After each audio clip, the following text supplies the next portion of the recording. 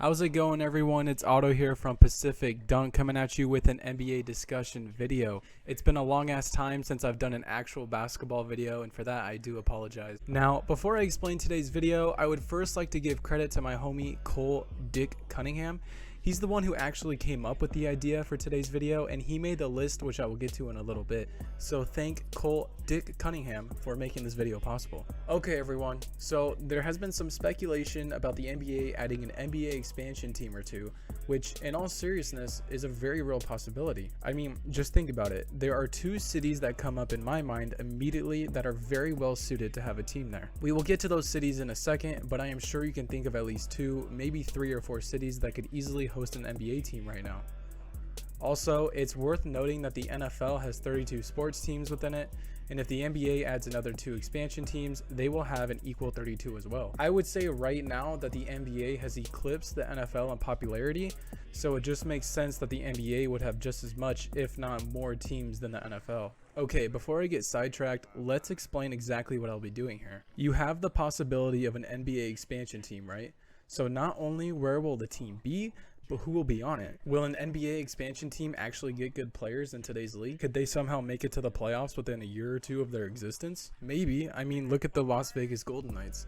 They made the playoffs in what, their first year? I know hockey is a much different sport than basketball, but the point still stands. If an expansion team handles the expansion draft right and get lucky from dumbass GMs protecting the wrong players, there is a good chance the team could at least make it to the play-in. We all know with injuries and player drama, anything is possible in today's league. Just think about how surprising the Cavs and Lakers' respective paths have been this year. So, in today's video, we will discuss where this expansion team will most likely be, who will be on it and why, and their chances of being successful in their first year. Let's talk about the first part of that equation.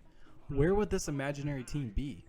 Well, there are 2 big cities that make the most absolute sense to me. The first one being, of course, Anchorage, Alaska, and the second one being Albuquerque, New Mexico.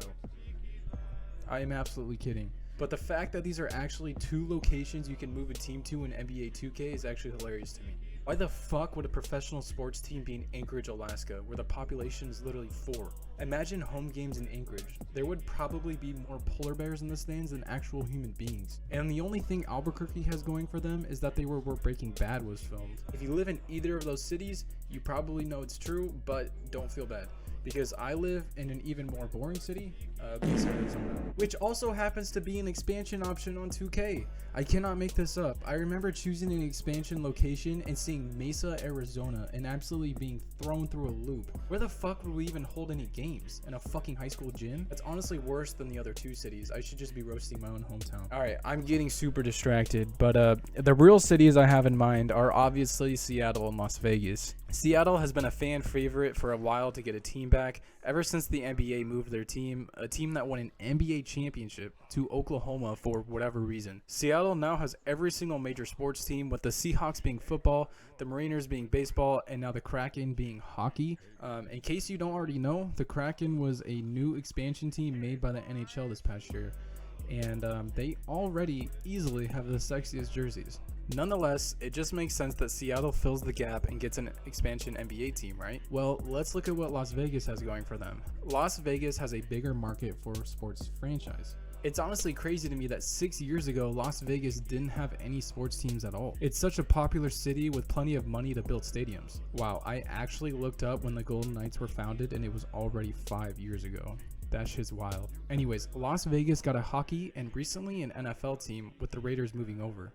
And let me tell you, their stadium is fucking sick. Just imagine how cool of a basketball court they could have. Now, if I had to pick one to get a sports team right now, I would say Las Vegas. I feel like they're more in the market for it. They have more in the budget, etc. I also feel like the sports teams in Las Vegas era is starting, and we will see a baseball team either get moved there or made there soon. It also doesn't help that there are already a shit ton of basketball teams along the West Coast. Alright guys, so remember earlier when I talked about a list my friend Cole made? Well, here it is. This is a list of all the players that would most likely be protected in the case of an actual expansion draft. I'm going to just have them up on the screen and just run through them really quick.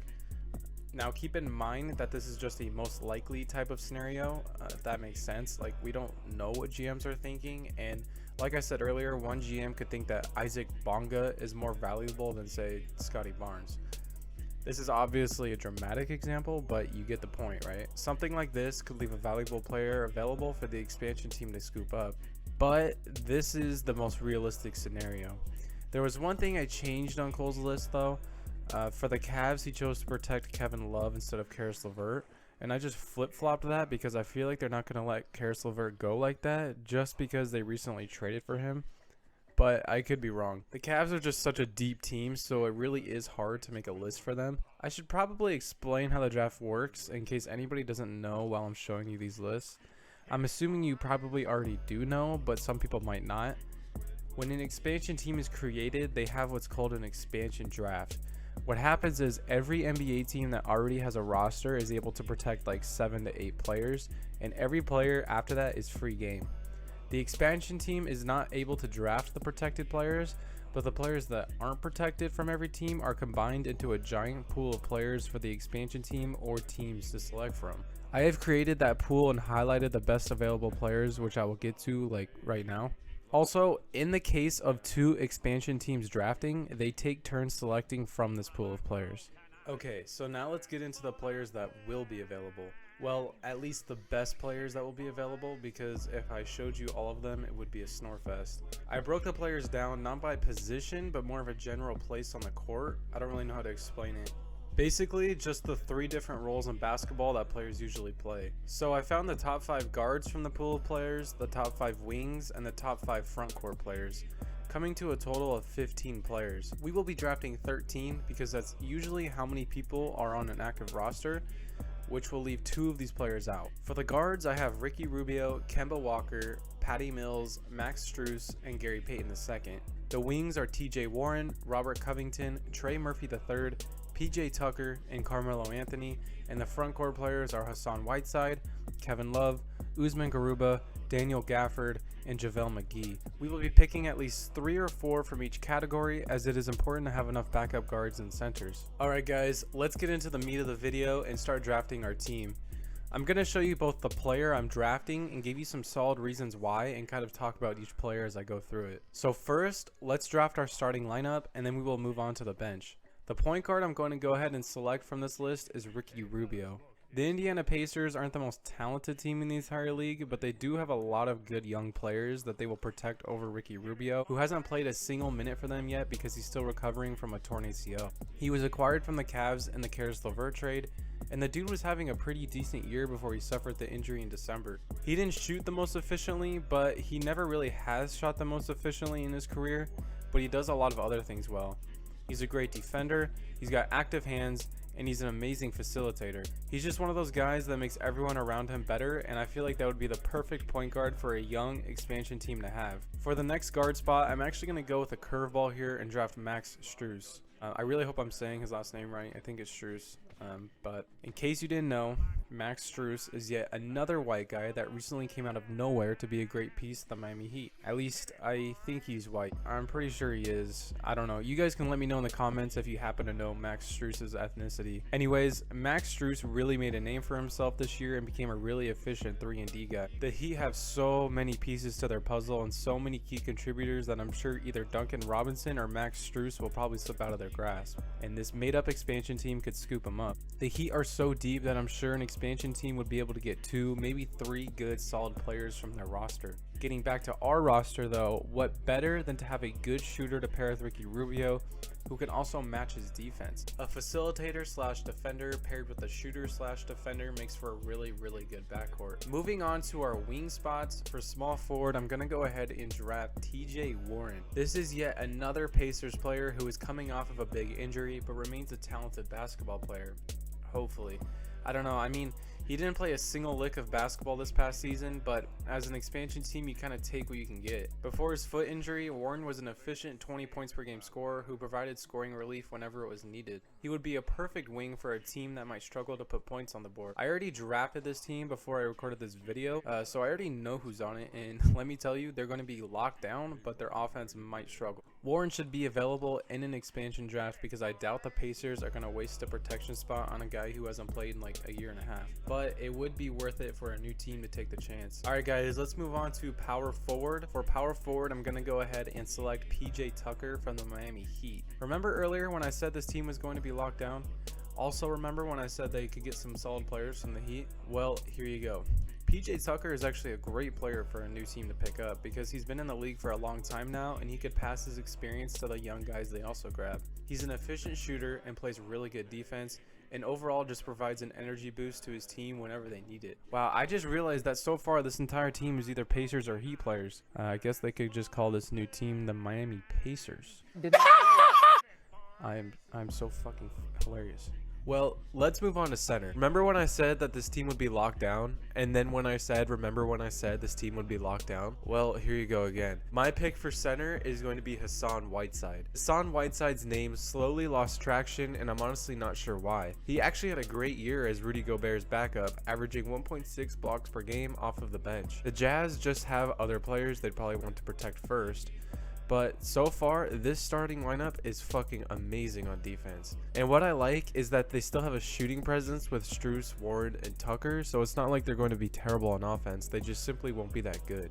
But I've seen defensive teams go really far. We all have. Okay, so for the bench, we're going to move through them a lot faster now that we have our starting lineup established. So first, I'm drafting Patty Mills. Great bench point guard who can shoot and make a great impact off of the bench, as we've seen with the Nets. Next, I drafted Robert Covington.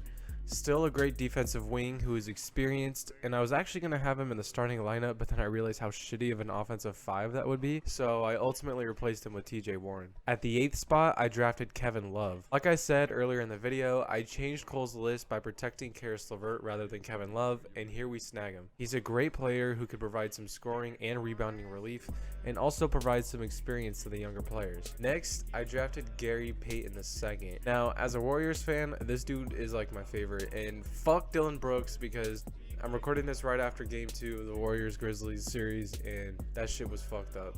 I'm pretty pissed. But yeah, let's get back to the video. The way he plays basketball is just so sexy, and I absolutely love it. He plays with so much energy and passion. His defensive ability is astounding, and he's one of those players whose impact on the game is much bigger than what is on the stat sheet. Reminds me a lot of like a Marcus Smart Jr. So next, I actually have Trey Murphy III. Obviously, the Pelicans are going to be more focused on Herb Jones, and I'm sure Murphy will slip from their grasp. I actually like Trey Murphy because he's a tall wing who can play defense and shoot the 3 very well. I think Herb Jones kind of stole the rookie spotlight over Murphy this past season, but get Murphy on his own team, and I think he is worth a chance. At the next spot, I selected Daniel Gafford. Gafford right now is a bench center for the Wizards because of the addition of Pingus! He's actually a really good option to even start on this team because he's just a well-rounded post player, but I think Hassan Whiteside is just a lot stronger on defense. But if an expansion team could snag a guy like this, it would make their team a lot deeper. So the next 2 spots are the final roster spots, but they're 2 roster spots I think this team could use to take a chance on 2 players that might be able to pay off big time. The first being Kemba Walker. What a freaking downfall. Who was once an all-star point guard is now a 3rd string point guard on the freaking Knicks. I don't know what the fuck happened, but it happened so quick. I think on a team like this where everything's fresh, Walker's potential is worth the roster spot in case he finds his old self. But at the last roster spot, I have a very underrated prospect, and that is Usman Garuba. Garuba is actually a really interesting player. Just imagine Draymond Green, but instead of playing at Michigan, he played against professionals in Spain since he was like 16, I think. It might have been even sooner. He's overshadowed on the Rockets because his team also selected Jalen Green and Alperen Sengun, which is really unfair because he has the potential to be a defensive player of the year, like legit. Get him on his own team where he can develop with guys like PJ Tucker and Hassan Whiteside, and oh man, it would totally be worth it. Well, now that we have our amazing team, let's talk about how far they could go. Realistically, in their first year, I could actually see this team sneaking into the play-in, depending on if anyone gets injured or if the team just decides to tank to get a good pick. What do you guys think? How much damage could this team actually do? Let me know in the comments. It's actually a deep team if you look at it, with solid players everywhere, but there's no star player. There's no one on this team who can really take a leadership role except for like maybe PJ Tucker. And everyone on this bench could start, and everyone starting I could also see on the bench. But that's just how expansion teams are when they're first created. Well guys, that's all I have for you. This was a lot, but it was a lot of fun. I really hope you guys enjoyed it. If this video gets 10 likes, I will make another one going over 2 expansion teams, because I doubt the NBA is going to have an odd amount of teams. We'll see what it would look like with 2 teams drafting. Maybe after that, I'll put the teams in 2K or something. Once again, shout out to my boy Cole Dick Cunningham for making the protected players list and coming up with this amazing idea. Thank you for watching, everyone. I will see you all later. Peace.